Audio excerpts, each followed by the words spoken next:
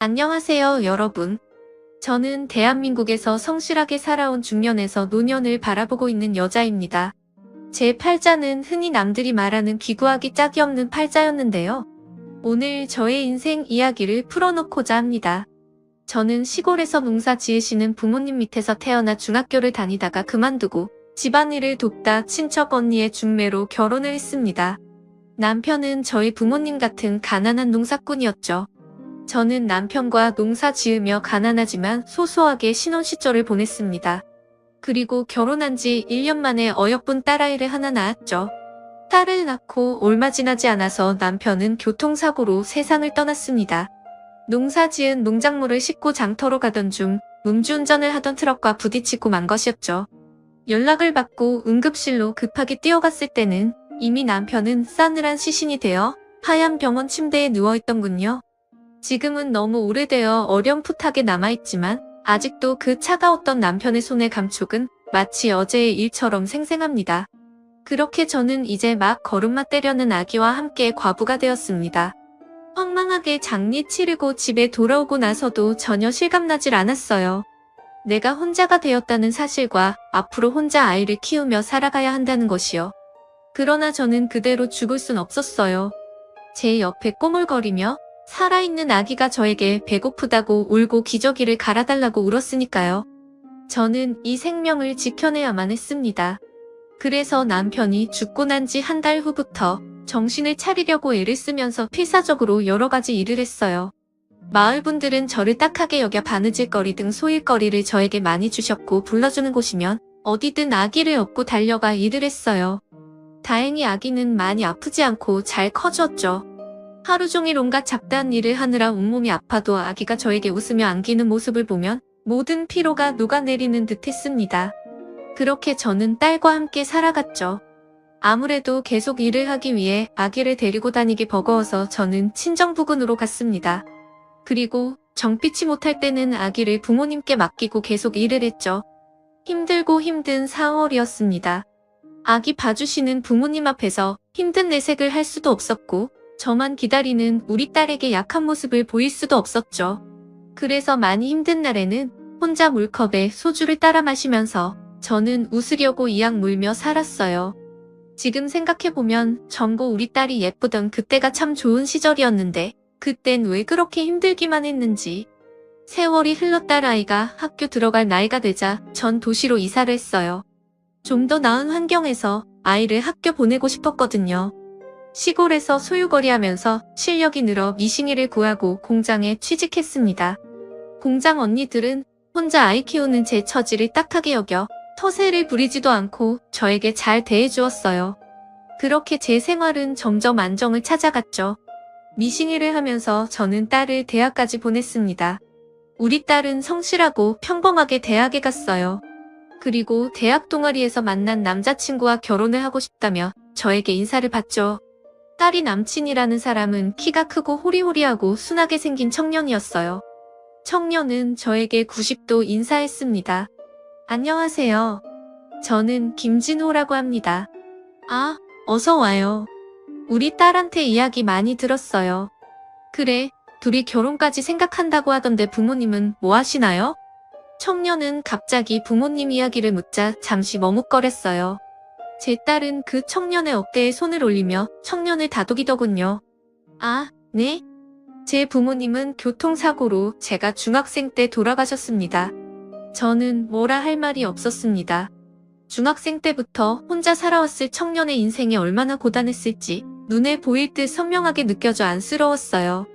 또 이런 생각하면 안 되지만 내 딸만은 좋은 시부모 만나고 고생 안 하고 살길 바라는 이기적인 부모의 마음에서 사위로 맞고 싶지 않은 마음도 들었죠. 저는 더 이상 아무 말 않고 불고기며 밑반찬 등을 꺼내어 청년과 함께 식사를 했습니다. 청년은 전기과를 졸업하고 현재 전기 점검하는 일을 한다고 했어요. 수입은 그럭저럭 괜찮았고요. 나름 노력해서 전세집 얻을 돈 정도는 마련해 두었다고 하며 청년은 저에게 제 딸과 결혼하고 싶다고 했습니다. 그날 저녁 저는 딸을 불러서 물어봤어요. 정말 그 청년하고 결혼할 거니? 부모님도 안 계시고 미래가 불안해 보이던데. 다른 사람도 만나봤으면 좋겠어. 딸은 제 말을 듣자마자 말했어요. 엄마가 그랬잖아요. 아빠가 갑자기 돌아가신 것처럼 인생엔 알 수 없는 일들이 많이 있다고요. 지금 그 사람 형편이 좋지 않아도 얼마든지 좋아질 수 있다고 전 생각해요. 그리고 저 그 사람 사랑해요. 엄마. 그래도 결혼은 그렇게 사랑만 가지고는 할 수 없단다. 나도 너한테 한 재산 떼줄 만큼 여유가 있지도 않고 결혼하면 네 힘으로 살아야 하는데 정말 괜찮겠니? 저는 그렇게 딸을 말렸습니다. 딸은 깊은 한숨을 쉬더니 생각해 보겠다고 했어요. 그렇게 저는 그 청년과 딸이 만날 수 없게 딸을 설득했습니다. 그런데 인연이라는 것이 그렇게 막는다고 되는 일이 아니더군요. 둘은 그렇게 몇 번을 헤어지고 만나고를 반복하더니 결국 다시 헤어질 자신이 없다며 저에게 결혼 허락을 받으러 왔습니다. 저는 너무 걱정되는 부분이 많았지만 둘의 마음이 너무 확고한 것 같아 결국 결혼을 허락했죠. 결혼식하고 딸네 부부는 한동안 달콤한 신혼생활을 하는 듯 했어요. 딸은 행복이 겨운 목소리로 신랑이 퇴근할 시간에 맞춰 된장찌개를 끓이고 있다면서 뭐가 그렇게 좋은지 항상 싱글벙글이었습니다. 그렇게 1년여를 딸과 사위는 행복하게 살았어요. 그 행복한 시간이 그렇게 짧을지는 그때는 아무도 몰랐습니다. 저 역시 제 삶에 닥쳤던 고통과 맞먹는 어쩌면 더한 큰 고통이 아직 젊디 젊은 딸과 사위에게 닥칠 줄은 상상도 못했죠. 딸이 복숭아를 집 앞에서 샀는데 맛있다며 저에게 가지고 온 어느 여름이었어요. 저는 딸과 함께 복숭아를 까먹고 있었어요. 갑자기 딸의 전화가 울렸습니다. 여보세요? 네? 네, 지금 바로 갈게요. 딸은 전화를 끊더니 얼굴이 흑빛이 되어 집을 나서는 것이었어요. 얘, 무슨 일이니? 응? 왜? 엄마, 김서방이 전기 감전 사고가. 일단 다녀올게요. 딸은 허겁지겁 혼이 빠진 듯 병원으로 달려가는 것이었어요. 저는 너무 놀라서 나도 같이 가자며 황급히 딸을 따라 나섰습니다. 택시를 타고 허겁지겁 응급실로 도착하니 이미 수술 준비를 마쳤다며 병원에서는 딸에게 서명을 하라고 했습니다. 응급수술을 할 건데 생명에 지장이 있을지도 모른다는 설이었죠. 딸은 수술을 얼른 해야 한다는 말에 사시나무처럼 손을 떨며 동의서에 사인했어요. 그리고 8시간 정도가 흘렀습니다. 저와 딸은 초조하게 수술실 앞에서 사위를 기다렸죠. 마침내 침대에 누운 채 붕대가 칭칭 감긴 사위의 모습이 나타났습니다. 그런데 사위의 양팔이 없었습니다. 저는 너무 놀라서 그만 정신을 잃고 말았어요. 뭔가 악몽을 꾸는 듯 했죠. 꿈속에서 사위가 울면서 저를 보고 손짓했어요. 저는 사위의 손을 잡으려고 허우적대다가 꿈에서 깨어났죠. 반짝 눈을 떠보니 저는 링게를 달고 누워 있었어요. 딸이 옆에 있었죠. 김서방은 내가 꿈을 꾼 거니? 김서방 파리. 엄마 그래도 그 사람 살았잖아요. 난 그걸로 감사해요. 딸은 사위가 예후가 좋지 않아 중환자실에 있다고 하며 엄마라도 얼른 기운 차리고 일어나라며 제 손을 꼭 잡고 눈물을 흘렸어요. 아까 동의서 쓸 때 감전이 심하게 되어서 신체 일부분을 절단할 수 있다고 했다면서 딸은 그게 설마 양팔 2개 다 할 줄은 몰랐다고 앞으로 저 사람은 어떻게 살아가냐며 계속 울었습니다. 저는 저대로 딸의 인생이 너무 힘들어질 것 같아 눈물이 났어요. 딸은 엄마 팔자를 닮는다고 하더니 하필째 더러운 팔자를 닮아서 내 딸을 어쩌면 좋을까 너무나 지옥 같은 마음이었습니다. 그렇게 사위는 중환자실에 있다가 겨우 회복하여 일반 병실로 옮기고 의식을 회복하고 또 우린 기간 병원에서 보냈어요. 다행히 보험이 있어 적용을 받고 막대한 병원비는 보험료로 낼 수 있었죠. 그러나 사위의 눈동자는 아무런 의욕 없이 항상 흐려 있었습니다. 혼자서는 이제 화장실 가는 것도 밥 먹는 것도 쉽지 않았죠. 양팔이 없었으니까요. 저는 미시기를 계속 나가야 했기에 딸은 간병인과 함께 사위를 돌아가며 돌보았습니다. 그리고 생계를 위해 딸은 일자리를 구했죠. 더 이상 사위가 일을 할 수 없었으니까요. 딸은 학습지 교사 일을 시작했습니다. 유치원생이나 초등학생 아이들을 데리고 한글 수업이나 사고력 수업 등을 한다고 했어요. 잘은 모르지만 학생 한 명이 등록할 때마다 인센티비를 받는다고 했죠. 딸은 아침부터 저녁까지 쉬지 않고 돌아다니며 학생들과 수업하고 또 저녁에는 병원으로 가 사위를 돌보았습니다. 그렇게 몇 년의 시간이 흘렀죠. 저는 저대로 딸은 딸대로 바쁘게 살아갔습니다. 저는 사위의 모습을 참아보기가 힘들어 한동안 사위를 보러 가지 않았다가 시간이 지나면서 가끔 과일을 깎아주러 병실에 들르기도 하고 간식을 사가기도 했어요. 이기적인 생각에 사위가 딸을 그만 놔주었으면 좋겠다는 생각도 들었어요. 아기도 없는데 평생 사위 치닥거리만 할 딸이 너무나 불쌍했거든요. 그런데 이런 제 생각은 제 딸에게 또 다른 불행이 닥치면서 바뀌게 되었습니다. 바쁘게 일하던 딸이 어느 날 저에게 말하는 것이었어요. 엄마, 잘 듣는 소화제 있어요? 아휴, 요새 너무 소화가 안 되고 속이 아픈데 불규칙하게 밥 먹어서 그런가? 너무 소화가 안 되면 병원 가서 내시경을 한번 해보면 어떠니? 아, 그럴까? 딸은 그 길로 병원을 가서 위내시경과 대장 내시경을 받았습니다. 그런데 뜻밖의 충격적인 결과가 나왔어요. 바로 위암이라는 거였죠. 딸은 위내시경을 한 번도 받아본 적 없었어요. 나이가 젊었기에 그랬는데 위암이라니. 그저 소화가 좀 안 되는 것뿐이었는데 전 너무 충격을 받아 위암이라는 말을 듣는 순간 다리에 힘이 풀렸습니다. 신은 감당할 수 있는 시련을 주신다고 했는데 왜 저와 제 딸의 앞에는 이리도 고난과 시련이 말도 안 되게 몰아치는 것인지요. 마치 누군가가 우리 가족이 죽기를 바라고 저주하는 것 같았어요. 딸은 자신은 괜찮다고 소설하면 괜찮아진다고 의연하게 말했지만 그 말을 하는 딸의 목소리는 숨길 수 없는 불안함으로 떨리고 있었어요. 암 진단을 받고 얼마 안 돼요. 딸은 저에게 당부했죠. 엄마, 나 암이라는 거 신랑한테는 비밀로 좀 해줘요. 김서방도 알아야지. 알고 있는 게 맞지. 아니에요. 엄마, 난 그냥 수술하면 괜찮을 거래요. 병원에서 받으라는 치료 잘 받고요. 신랑 안 그래도 지금 변한 몸 때문에 못 견뎌 하는데 더 이상 힘들게 하고 싶지가 않아요. 엄마. 저는 끝까지 다른 사람들을 먼저 생각하는 딸 아이의 고운 마음에 가슴이 천 갈래만 갈래로 찢어지는 듯 했어요. 차라리 나를 아프게 하시지. 왜 이렇게 젊은 부부에게 이런 시련을 주시는지. 하루에도 몇 번씩 신에게 애원했다가 욕을 했다가 마치 정신 나간 사람처럼 그렇게 저는 딸에게 닥친 현실을 받아들이기 힘들어 발버둥을 쳤죠. 딸은 신랑에겐 비밀로 하고 다른 일로 지방에 다녀오겠다 하고서는 수술을 하고 입원을 했습니다. 저는 딸이 입원한 기간 동안 사위를 보살펴 주었죠. 사위는 이제야 팔이 없어진 자신의 몸에 적응한 듯 싶었어요. 그래도 다리는 멀쩡해서 잘 걸어다녔고 새로 맞춘 의수에도 적응이 비교적 잘 되고 있었어요. 얼른 재활을 마치고 의수를 가지고도 할 수 있는 기술직을 찾아 직업을 다시 갖겠다는 것이 사위의 목표였습니다. 딸이 지방에 일 때문에 가겠다고 하고 연락이 안 되자 사위는 눈에 띄게 불안해했어요.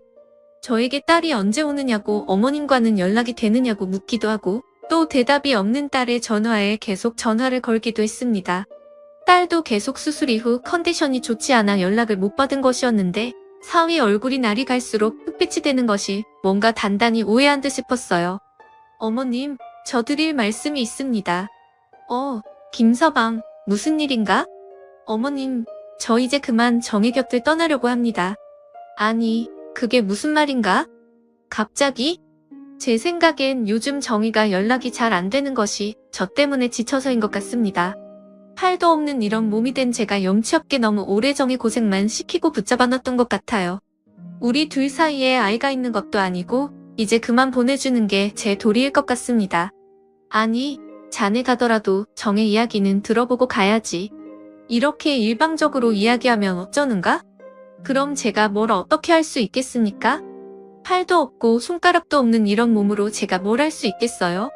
장모님, 그냥 제가 헤어져 주는 게 장모님도 정혜씨도 속 편한 일이잖아요. 사회는 갑자기 방문에 머리를 쿵쿵 찌르며 소리를 지르며 울었어요. 그 울부짖음을 듣고 있자니 눈앞이 아득해지는 기분이었어요. 사회가 단단히 오해했구나. 이 일을 어떡하지? 그렇다고 암이라고 솔직히 말한 듯 나아질 상황이 있을까? 괜히 서로 더 힘들어지는 건 아닐지? 저는 생각이 많아졌습니다. 일단 진정하게 내가 딸에게 다시 연락해 볼 테니 좀 기다리고 있게나. 자네를 저버리려고 그런 건 아닐 걸세. 제발 내 말 좀 믿어. 저는 사회를 진정시켜놓고 병원에 있을 딸에게 전화를 걸었어요. 그리고 딸에게 그냥 사실대로 말하자고 사회가 오해했다고 했죠. 딸은 울음을 삼키는 듯 하더니 그러면 내가 직접 이야기할 테니 엄마는 기다려달라고 부탁했습니다. 딸은 그렇게 되고 나서 저는 딸의 집에 들어와 있었어요. 살림을 합쳐 사회를 제가 간병인과 함께 돌보고 있었죠. 딸은 전화를 걸어 암에 걸렸다는 이야기를 털어놓을 생각인 것 같았습니다. 아는 아달까 사회에게 전화가 오는 것 같길래 저는 두 사람이 대화를 잘 나눌 수 있도록 자리를 피해주는 것이 맞다고 생각되어 잠시 두부 사러 나갔다 오겠다고 거짓말하고 집 밖으로 나섰어요.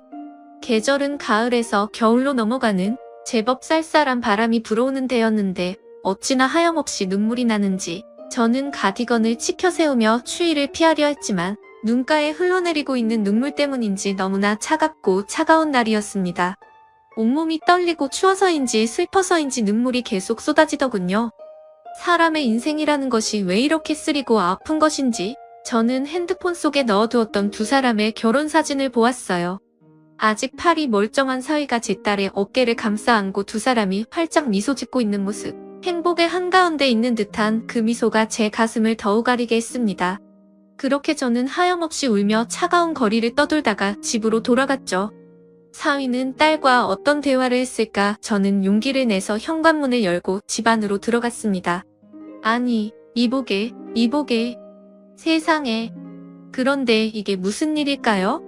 사위가 어떻게 한 것인지 유리물병을 깨서 자해를 하고 피를 흘리며 쓰러져 있었어요. 아직 익숙하지 않은 의수로 그런 짓을 한 것인지 사위는 피를 흘리며 정신을 잃고 있었죠. 여보세요? 119죠? 사람이 다쳤어요. 저는 그렇게 사위를 데리고 병원 응급실을 갔습니다. 다행히 사위는 생명에 지장은 없었어요.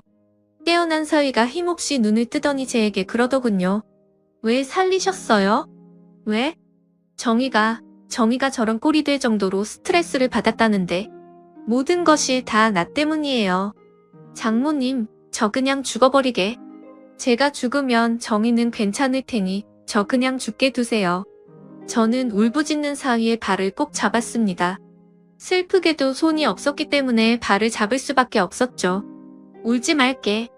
정의가 아픈 것은 자네 탓이 아니야. 우리 그렇게 생각하지 말자고. 자네도 정의도 잘 회복되면 또 좋은 날이 올 거야. 정의와 자네 곁에 내가 있지 않나? 그렇게 사위는 겨우 마음을 다잡았습니다. 정말 그때가 제 인생에서 가장 힘들고 또 힘든 시간이었습니다. 그리고 딸은 수술 후 항암을 마치고 투병을 하다 1년이 좀 지나서 결국 세상을 떠났죠. 처음 딸의 투병 소식을 알았을 때와 사위가 죽으려 했을 때보다 오히려 마음의 각오를 해서인지 딸의 목숨이 다했다는 소식을 들었을 때는 눈물이 다 말라버렸는지 나오지 않았어요. 그저 온몸에 힘이 쭉 빠져서 아무런 말도 할 수 없었습니다. 지금 돌이켜 생각해봐도 어떻게 사위와 함께 장례를 치렀는지 잘 기억나지 않습니다.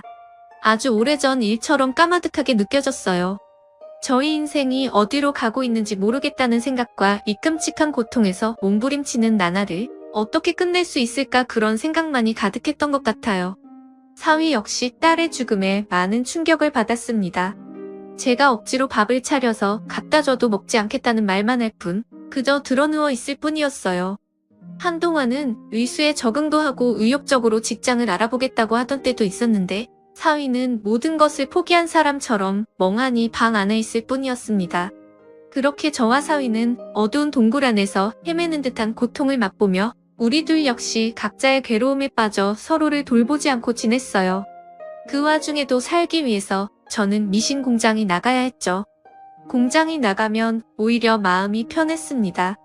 당장 해야 할 일들을 하면 이제는 내 곁에 없는 딸의 일이나 또 팔에 잘려버린 장인 신세가 된 채 아내를 잃은 사위에 대한 생각들을 잊을 수 있었죠. 그래서 더 일을 많이 하려 노력했고 필요하지 않은 야근도 자처해서 하곤 했어요. 그런데 그런 수많은 하루 중에 어떤 날 집에 돌아가자 저는 사람의 인기척이 없음을 느꼈습니다. 김서방. 이럴 수가. 사위가 집을 나간 것이었어요.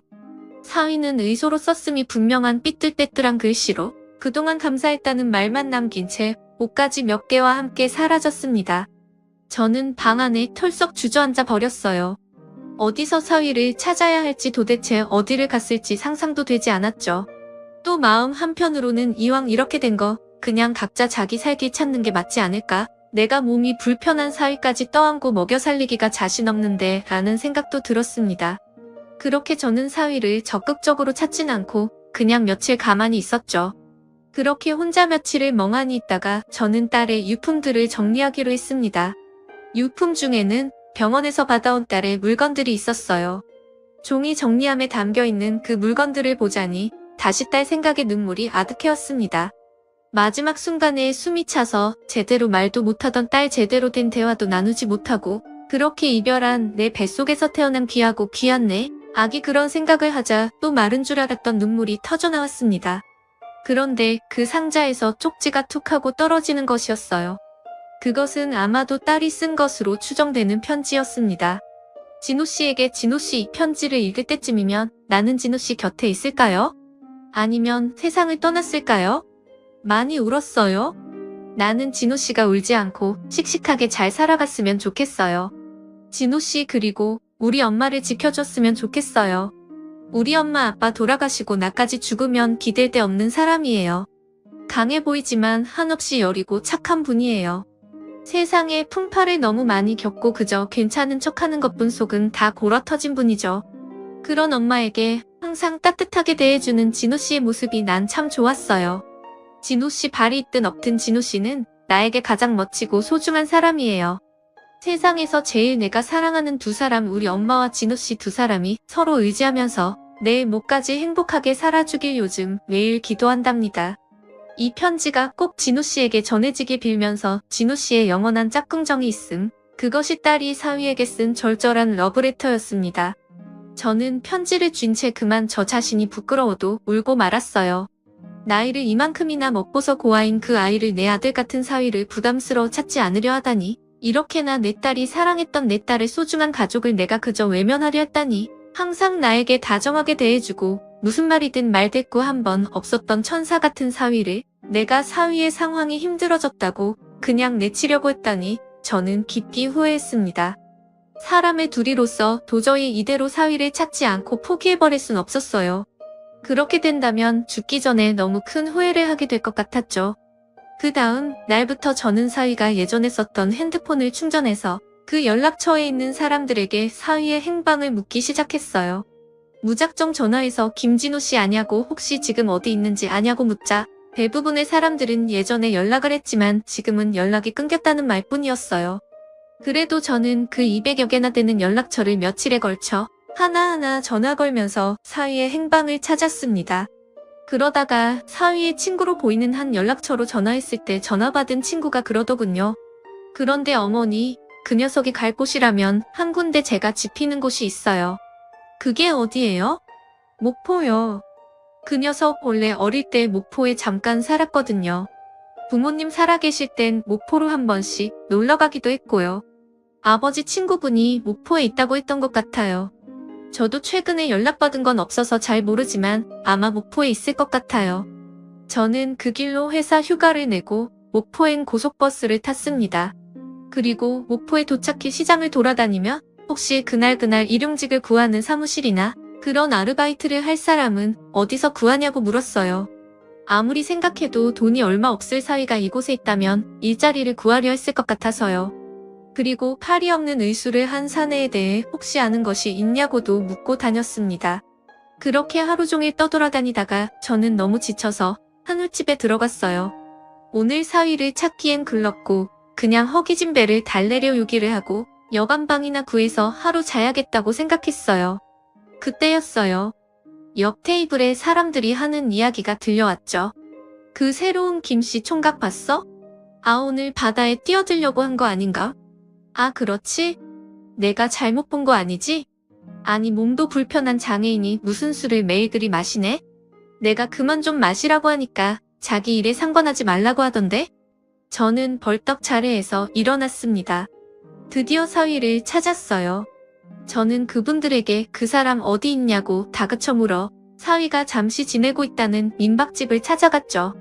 그리고 사위의 얼굴을 볼 자신이 없어 사위가 있다는 방 안으로 딸의 편지를 집어넣었어요. 그 편지 뒷면에 적어두었죠. 나를 버리지 않고 같이 살아줄 수 있는 땡땡 여관으로 오라고. 그리고 그 다음날 저는 여관에서 하루 종일 사위를 기다렸습니다. 혹시 사위가 오지 않더라도 딸의 마음을 전했으니 그걸로 일단 제 할 도리는 했다는 생각이었어요. 그런데 마치 기적같이 사위가 똑똑하고 여관방 문을 두드려 주었어요. 저는 사위에게 몇 달 만에 미소를 보이며 말했습니다. 김서방, 자니는 이제 내 아들이야. 진우라고 불러도 되지? 앞으로 나를 엄마라고 불러. 우리 먼저 간 정이모까지 행복하게 사세. 장모님, 엄마라고 해야지. 엄마, 내 엄마. 그렇게 사위와 저는 엄마와 아들이 되었습니다. 함께 서울로 돌아와 저는 미신 공장을 열심히 나갔고 사위는 사위대로 재활을 열심히 했어요. 제가 미싱한 지 연차가 꽤 되어서 제법 돈을 많이 받고 있었기 때문에 간병이나 어느 정도 쓰면서 사위를 케어해 줄 수 있었죠. 그렇게 저는 새로 생긴 제 아들 진우와 함께 10년이 훌쩍 넘는 세월을 함께 지냈죠. 진우는 순하고 따뜻한 아이였어요. 전 나중에는 진심으로 진우가 새 장가를 가길 바랐습니다. 나랑 연을 끊어도 좋으니 새 장가 가서 남들 하는 거 다 하고 자식도 낳음에 행복하게 살았으면 하는 마음이었죠. 그러나 진우는 자신은 정이 하나 가슴에 품고 사면 된다며 딱 잘라 그런 이야기를 거절하는 것이었어요. 그런 일로 가끔 말다툼하는 것을 빼면 우리는 사이좋은 모자였습니다. 오랜 세월 의수를 쓰다 보니 이제 제법 의수 사용이 능숙해진 진우는 자신이 도움을 많이 받았던 후원단체에 자신도 뭔가 도움이 되고 싶다며 봉사활동을 나가기도 했어요. 유기견 봉사나 진우와 같이 몸 한쪽이 불편한 분들을 위한 봉사활동을 열심히 하더군요. 한 번은 같은 봉사자라면서 중년의 남자분과 함께 집에 온 적도 있었어요. 그 중년의 남자분은 진우의 동생을 만났어요. 그 남자분이 불의의 사고로 다리를 약간 저었는데 자신의 의수를 보고 신기해하고 관심을 가져 친해졌다고 하며 진우는 봉사 친구가 생겼다며 좋아했죠. 저도 진우 친구분이라 하셔서 음식을 정성껏 만들어 대접해드렸습니다. 그렇게 소소한 일상 속에서 저와 진우는 각자 할 일을 하며 평탄히 지냈어요. 먹고 살기는 빠듯했지만 큰 풍포 없던 그 시절이 저에게는 참 소중한 시간이었죠. 딸아이를 잃은 슬픔도 새로 생긴 아들을 채워주어 많이 위로가 되었습니다. 무엇보다 제가 정이가 보고 싶을 때 끝도 없이 정이 이야기를 하면 진우는 끝없이 들어주고 또 자신도 정이 이야기를 했습니다. 그렇게 마음껏 정이를 함께 그리워할 수 있는 것만으로도 정말 위로가 되었어요. 그렇게 우리 둘은 서로에게 살아갈 힘을 얻고 있었죠. 그러나 큰 고통의 파도가 지나가고 나서도 작은 고통들이 끝없이 밀려왔습니다. 제가 공장에서 잘리게 된 것이었어요. 너무 나이가 많아서 저보다 젊은 관리자들의 말을 안 듣고 고집을 부린다는 이유로 공장을 새로 연수한 사장이 절 내치려고 한 것입니다. 저는 이 공장에서 무척 오래 일했기 때문에 처음에는 다른 곳에 취직하면 되겠지 하고 생각했는데 경기가 안 좋아서인지 제 나이가 너무 많아서인지 저를 받아주려 하는 미신 공장이 없었어요. 저는 어쩔 수 없이 식당 설거지 일을 알아봐야 했죠. 진우는 조금씩 취업지원센터에서 할 수 있는 일들을 찾고 있었지만 아직 수입이 신통치 않았고 또 몸을 쓰는 일은 아예 할 수가 없었으니까요. 나이가 들어 식당 일을 하려니 온몸 뼈마디 마디가 쑤시고 아팠습니다. 아침에 일어날 때 몸이 생각대로 움직이지 않는 날도 많았고 밤에 잠들기 전에도 온몸이 쑤셔서 끙끙대며 앓았죠. 진우는 그런 밤이면 제 곁에 와서 다리를 주물러드리고 싶은데 외수로는 주무를 수가 없다고 눈물 짓곤 했어요. 도움이 되지 못해 미안하다며 그렇게 진우는 제 머리맡에서 항상 제가 잠드는 것을 지켜봐 주었죠.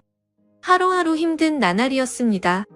간병인을 쓰는 것도 많이 줄여버렸고 저는 식당 일로 지쳐갔고 진우는 몸이 불편하니 할 수 있는 일이 많이 없고 우리 집은 점점 더 가난의 구렁텅이로 빠져갔습니다. 진우도 저도 먹고 사는 문제로 예민해지고 빠듯해졌어요. 저는 진우에게 짜증내는 날이 많아지고 있었고 진우는 진우대로 그런 저를 보며 많이 참고 있었죠. 하루는 너무 힘들고 고통스러워서 어떻게 하면 편하게 죽을 수 있을까 진우에게도 물어가서 우리 두 사람이 함께 세상을 뜬다면 어떨까 그런 생각으로 마트에서 농약을 사서 집으로 갔습니다. 그리고 진우에게 내밀었죠. 진우야 엄마가 생각을 해봤는데 우리 한날 1시에 뜨는 게 어떠니? 엄마, 정이가 다 보고 있어요. 그러지 마세요. 다음 달이면 우리 생활비가 바닥날 거야. 진우야, 그냥 이게 현명한 걸지도 몰라. 진우야, 엄마 돈 나을 다른 방법도 없지 않니? 어디 빌려서 갚을 수 있는 것도 아니고 나는 늙고 너는 몸이 불편한데. 진우는 제가 악다군 일했었자 아무 말도 없이 바쁘게 살았어요. 그래서 방문을 닫더군요. 그리고 다음날 진우는 저에게 말했어요. 제가 언젠가 죽으려고 했을 때 엄마가 그랬죠. 정희 목까지 행복하게 살자고. 엄마, 정희가 이런 우리 모습을 보면 어떻게 생각하겠어요. 제발 기운 내세요. 돈은 다음 달까지 일단 써보고 그 후로 제가 어떻게든 해볼게요. 친구들에게 빌리든 그 어떤 것이라도 좋으니 일자리를 구하든 저 때문에 식당 일 하시느라 몸이 많이 상하신 것 같은데 한동안 좀 쉬세요. 저는 저보다 어른스러운 진우의 말을 아무 말도 못하고 그저 고개를 끄덕였어요. 이 질기고 모진 목숨 끊는 것도 쉽지 않았죠. 눈을 질끈 감고 죽어보려 해도 진우가 마음에 걸리고 또 딸아이의 마지막 편지가 마음에 걸렸습니다. 그렇게 힘든 시간을 보내고 있던 그때 저에게 기적 같은 일이 찾아왔어요. 저는 집에서 힘없이 늘어져 있다가 걸려온 전화를 받았어요. 여보세요? 네, 김진우 씨 댁이죠? 보호자 되시나요? 네, 제가 보호자인데요. 왜 그러시죠? 김진우 씨 앞으로 익명의 후원가가 거액의 후원금을 보내셨습니다. 없다는 이 돈이에요. 저는 정신이 하나도 없었습니다. 몇 억의 돈을 누가 도대체 우리를 위해서 내놓는단 말입니까? 누가 후원했는지는 밝힐 수 없지만 진우 씨와 어머니의 사연을 듣고 감동한 익명의 부유한 분이 돈을 보내셨다는 것만 알고 계시면 됩니다. 그렇게 그분은 끝까지 후원자의 신분을 밝히지 않고 전화를 끊었어요. 저는 한동안 이 일이 꿈인지 생시인지 정신이 없다가 한 달쯤 지나고 실제로 진우의 통장에 돈이 들어오고 나자 그제서야 실감이 났습니다. 저는 진우와 함께 신이 나서 이 돈으로 뭘 할 것인지 계획을 세웠죠. 처음에는 식당을 할까 생각했어요. 그러나 진우와 제가 함께 일하기에는 식당 일은 좀 맞지 않았죠. 저는 체력이 딸렸고 진우는 의수이기 때문에 손을 정교하게 쓸 수 없었으니까요. 그래서 업종을 프랜차이즈 카페를 하기로 했습니다. 디저트도 팔고 커피도 파는 곳으로요. 프랜차이즈를 했을 때 케이크나 디저트류를 모두 냉동으로 본사에서 가져오기 때문에 그냥 간단히 데우기만 하면 돼서 좋았어요. 그렇게 가게 자리를 알아보고 어떤 브랜드 카페를 차릴 것인지 알아보느라 저와 진우는 정신없이 바빴죠. 그리고 두세 달여를 그렇게 바쁘게 쫓아다닌 끝에 가게를 오픈하게 되었습니다. 가게 오픈날 저는 저의 지인들과 진우를 챙겨주시는 복지사분들, 그리고 봉사활동 단체분들을 모시고 조촐하게 개업식을 했어요. 그리고 그 자리에 예전 진우의 친구라고 하던 다리를 절던 중년 남자분도 오셨는데 그분이 번쩍번쩍한 최고급 외제차를 타고 고급 양복을 입고 나타나신 게 아니겠어요? 진우야, 저번에 왔던 그분 맞지? 네, 최 회장님 여기에요. 아, 놀라셨구나. 어머니, 최 회장님은 건설회사 대표세요? 그 순간 저는 알 수 없는 직감 같은 것이 스쳐왔어요. 우리 집에 찾아와 이것저것 형편을 물어보시던 그 모습과 그리고 지금 개업식에 나타나 짓고 있는 저 뿌듯한 표정까지 분명 우리에게 후원금을 주신 분은 저분이 틀림없었어요. 저는 디저트와 커피를 내놓고 손님들을 대접하다 최 사장님이 가신다기에 가게 앞으로 인사를 드리러 나섰어요. 아이고, 진우 어머님 나오실 곳까진 없는데 가끔 커피 마시고 싶을 때 들러올게요.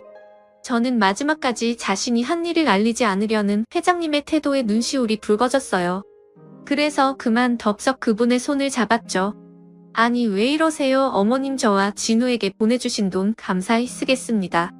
먹고 살 방편을 마련해 주셔서 정말 감사드려요. 정말로 저희에겐 하늘에서 동아찌로 내려온 거나 다름없습니다. 앞으로 더욱 배불면서 살겠습니다. 정말 감사드립니다. 저는 눈물을 줄줄 흘리며 회장님께 제 마음을 말씀드렸어요. 회장님은 참 무슨 말씀이신지 다 착하게 살아서 복 받으신 겁니다. 어디 몸 불편한 사위를 그렇게 10년도 훨씬 넘게 건사하기 쉽나요다. 어머님이 착하게 사신 거 돌려받는 거예요.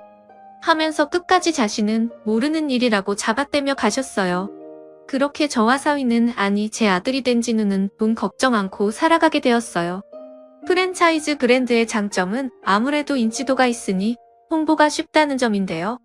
한 달에 500만 원이 훨씬 넘는 돈을 벌게 되니 암병동에 돈이 많이 생겼습니다. 그래서 저와 진우는 정희처럼 암을 앓는 사람들에게 도움이 되고 싶어 다달이 얼마의 금액을 암 병동에 기부하기로 했어요. 또 진우처럼 몸 한쪽이 불편한 사람들에게도 필요한 도움을 주기적으로 주기로 했습니다. 겨울이면 연탄 봉사를 가고 주말이면 가끔 강아지들을 보러 갑니다. 진우와 이렇게 함께 봉사하며 지내는 요즘 같은 나날들이 사람들은 이제 겨우 형편이 나아졌는데 왜 다 퍼주고 다니냐고 하지만 저는 제가 다른 사람에게 베푼 만큼 다시 저와 진우에게 돌아온다고 믿기 때문입니다. 여러분은 이런 저의 생각을 어떻게 생각하시나요? 저는 제가 그때 진우를 버렸다면 오늘과 같은 이런 좋은 상황이 오지 않았을 것이라 확신합니다. 그러니까 인과응보라든가 사필규정이라는 한자 성우들이 있지 않겠어요? 갑자기 무슨 한자 성우냐고요? 아, 제가 공부가 짧은 것이 한이 되어서 요즘 한자 성어 배우는 수업을 듣고 있어요. 뒤늦게 시작한 공부라 그런지 너무 즐겁고 재미있습니다. 여러분도 나이 들수록 남을 돕고 베푸는 삶을 한번 살아보시는 건 어떨까요? 저는 오늘도 제 딸 정희에게 부끄럽지 않게 하루하루 보내려고 노력하면서 사위가 아닌 아들이 된 우리 진우와 함께 최선을 다해 살아가고 있습니다. 몸의 장애보다 결국 큰 것은 나는 안 돼 못하겠어. 이런 마음의 장애가 아닐까요?